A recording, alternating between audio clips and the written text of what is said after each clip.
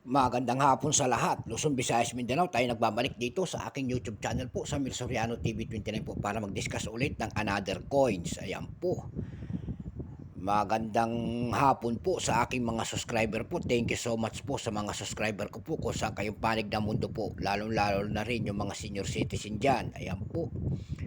At ang mga kolektor. Ayan po. At saka yung napapanood natin na pagtulong ng tao ng ating kolektor na si Tim Capanalo. Ayan, mabuhay ka boss. Ayan. At ang mga numismatis ng Pilipinas po, thank you so much po. Ayan.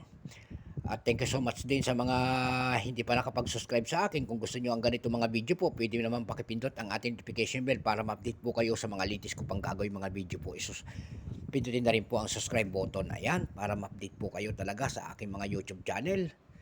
Ayan, kung gusto niyo po ang ganitong mga topic lamang po about coins dahil ito ang ating hilig po, mangulikta ng barya.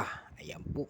Ang pag-usapan po natin ay ang 10 centimos po ng BSP na wala ng halaga.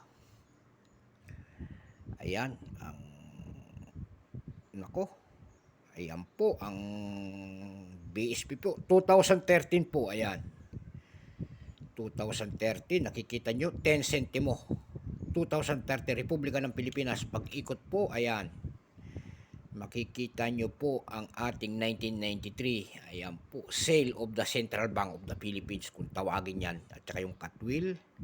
Tinitignan natin mga kolektor kung dyan nagbabase kung anong die.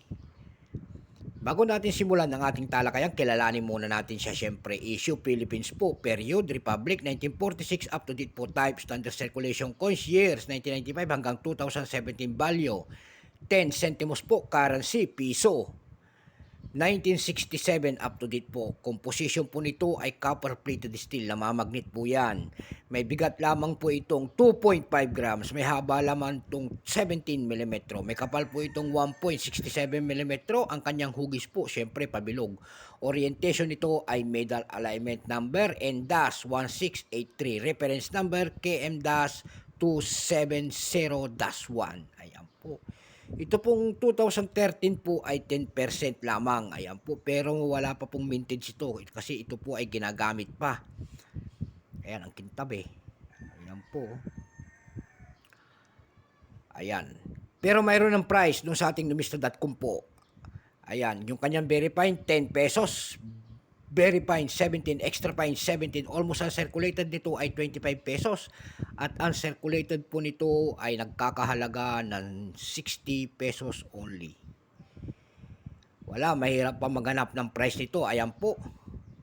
Kasi mahirap maghanap na ng mga 10 centimos. Mahirap nang hanapin to. Mahirap nang bumuo nito. Ayan po. Pero naghahanap po ako nito. Ayan. Baka mayroon po kayo ng year 1997, 1998, 1999, ayan. Yan ang aking mga binibili po. Ayan, mag-comment po kayo dyan kung mayroon kayong mga ganong year. Ayan.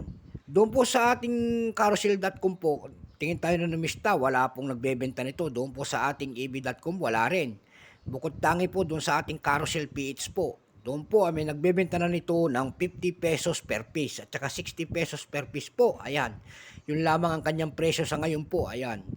So hanggang dito na lamang po ang aking vlog. Magandang hapon po sa lahat and God bless.